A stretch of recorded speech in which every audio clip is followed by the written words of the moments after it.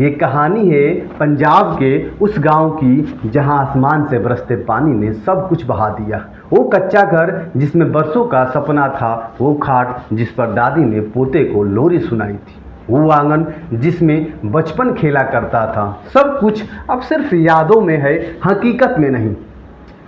गांव में ना कोई पक्का बांध था, न बचाव की कोई तैयारी। बारिश आई, नदियां उफान पर आई और देखते ही देखते गांव का गांव पानी में डूब गया। लोग के पास न खाने को कुछ बचा, न सोने की जगह। रात भर छतों पर बैठकर भगवान से दुआ करते रहे, हे भगवान घर ले लो पर बच्चों को बचा लो।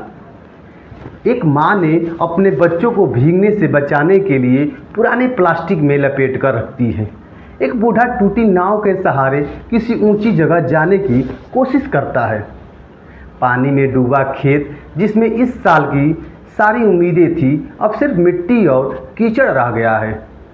बच्चों को दूध नहीं, बीमार को दवा नहीं और गरीब को सहारा नहीं। गांव के लोग कहते हैं हमने वोट दिया, पर क्या हमने सिर्फ नेताओं की तिजोरी भरने के लिए वोट दिया था? सरकार के नेता कहते हैं हम मदद करेंगे, हम गांव को फिर से खड़ा करेंगे, पर सवाल है कब?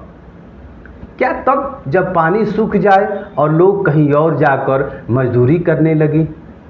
क्या तब जब गांव के नाम सिर्फ सरकारी रिकॉर्डों में रहे, असल में नहीं? राहत सामग्री की तस्वीरें खिंचवाई गई, कुछ नेता ने गांव में बैठकर फोटो खिंचवाई, पर असल में गांव के आधे लोगों को एक टाइम का खाना भी नसीब नहीं। एक बूढ़ा कहता है बेटा चुनाव के समय तो नाव लेकर वोट मांगने आते हैं, अब नाव लेकर दवाई क्यों नहीं लाते? ये गांव सिर्फ पानी में नहीं डूबा, ये गांव लापरवाही में डूबा, वादों में डूबा और सिस्टम के बेरुखी में डूबा। गांव का स्कूल पानी में समा गया, बच्चे कहते हैं अब पढ़ाई कहाँ करेंगे? मवेशी बह गए, खेत बर्बाद हो गए और कर्ज में डूबा किसान कहता है अब जीने की वजह भी नहीं बची। गांव की औरतें कहती हैं साहब हम मदद नहीं मांग रहे हैं, हम सिर्फ जीने की हक मांग रहे हैं। क्यों पंजाब के गरीबों को हमेशा सिर्फ चुनाव के समय याद किया जाता है? क्यों हर साल बाढ़ आती है और सरकार सिर्फ राहत की घोषणा करती है? क्यों इस देश में गरीब किसान का दर्द सिर्फ अखबार की एक कॉलम और नेताओं की एक स्पीच में सिमट जाती है? नेताओं से सवाल है अगर आपका बंगला, आपकी गाड़ी, आपकी सड़क ऐसे ही डूब जाती तो क्या आप भी इतने दिन चुप रहते? भले सरकार चुप है, पर गांव के लोग एक दूसरे के लिए भगवान बनकर खड़े हैं।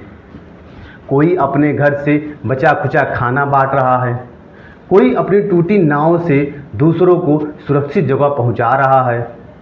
ये लोग जानते हैं अगर कोई बचा सकता है वो हम हैं, पर क्या ये जिम्मेदारी सिर्फ इनकी है? क्या देश और सरकार की कोई जिम्मेदारी नहीं? आज इन गांव को सिर्फ खाना, पानी, कपड़ा नहीं चाहिए, उन्हें चाहिए सम्मान, इंसाफ। और जब तक ये नहीं मिलेगा तब तक हर बरसात में न जाने कितने गांव डूबेंगे, कितनी उम्मीदें डूबेंगी। गांव डूब गया, उम्मीद डूब गई, पर सवाल अब भी तैर रहा है क्या ये देश सिर्फ अमीरों का है?